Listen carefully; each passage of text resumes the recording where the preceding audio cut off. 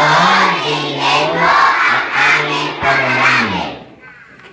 Para sa ating sambayanan, na sana tayo ay maging buhay na halimbawa ng ating pananampalataya at ang pagmamahal na alay natin ay may sabuhay sa mga batang narito.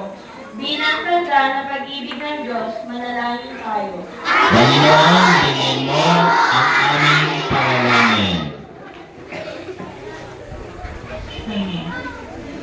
Para sa ating sambayanan, na sana tayo ay maging buhay na halimbawa ng ating pananampalataya at ang pagmamahal na alay natin ay may sabuhay ng mga batang narito bilang tanda ng pag-ibig ng Diyos. Manalangin tayo. Panginoon, dingin mo ang aming panalangin.